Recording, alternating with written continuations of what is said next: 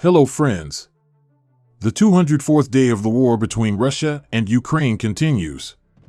Let's look at the main events over the past day.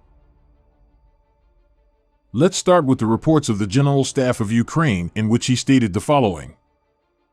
In the Lysychansk direction, there were battles for the Spern, which the Russians are advancing on.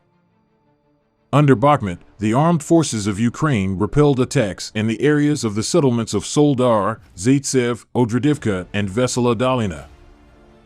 Odradivka is located 7 kilometers from Bakhmut along the highway from Gorlivka. Near Gorlivka itself, there were battles for Maersk. Russian telegram channels today published videos from under Kodyma to the east of this highway. The private military company Wagner was reported to have captured one of the fortified heights in the area. The Ukrainian side did not confirm this information. Near Donetsk, the enemy stormed Vodian.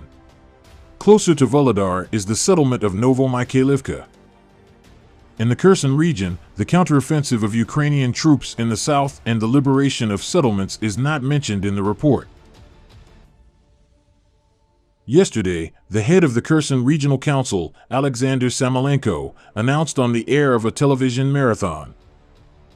Yesterday, the settlement of Kiselivka was liberated, which is located in close proximity to the regional center itself.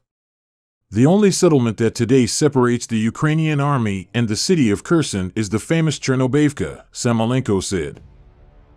If I'm not mistaken, this is already the third statement from the Ukrainian side about the liberation of this settlement. The American Institute for the Study of War today reported that the Ukrainian military has not yet confirmed the fact of the liberation of Kiselivka in the Kherson region. The Institute for the Study of War has not seen any visual evidence to support Samolenko's claim, and Russian sources have denied Ukrainian reports of an offensive in the area. At the same time, a video refuting the statements of Alexander Samolenko appeared on Russian telegram channels. There were reports from Russian military telegram channels about a tank battle near Orakhiv in the Zaporizhzhia region. I couldn't find any confirmation anywhere. Vladimir Zelensky visited the liberated territories of the Kharkiv region today. He arrived in Izium, where he took part in the ceremony of raising the Ukrainian flag.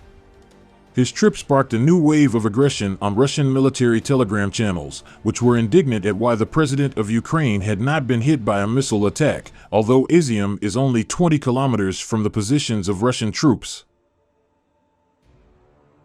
Let us return again to the main question of recent days, whether the Russians were able to create a new line of defense in the Donetsk and Kharkov regions along the left banks of the Seversky Donets and Oskol rivers.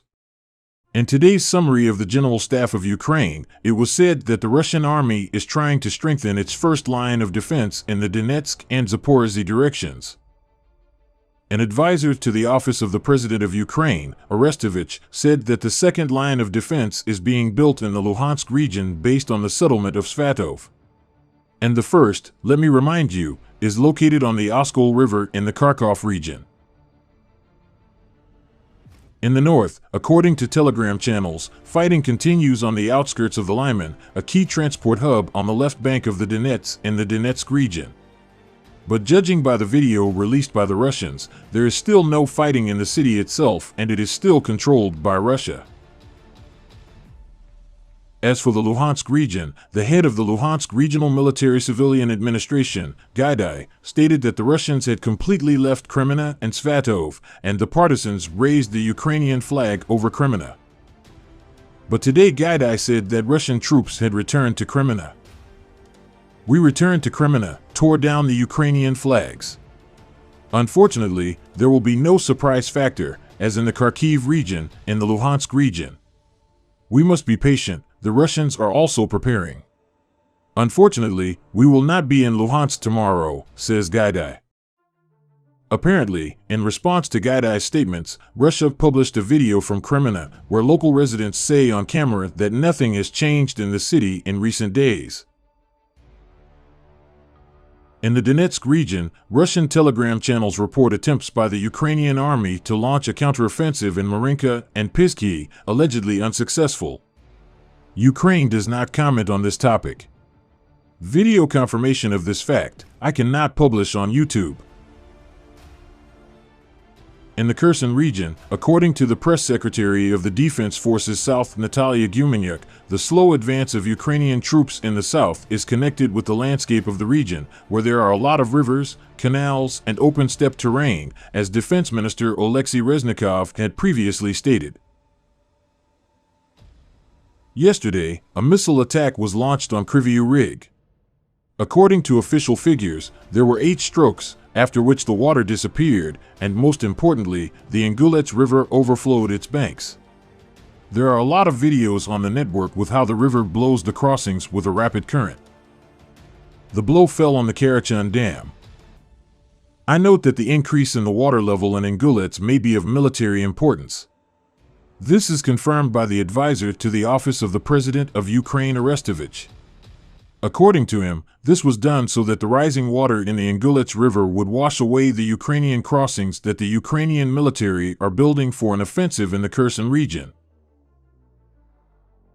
At the same time, Russian Telegram channels report that for the past month, the Ukrainian command, advancing in a southerly direction, controlled the spillway and made it easier for themselves to cross the Ingulets River.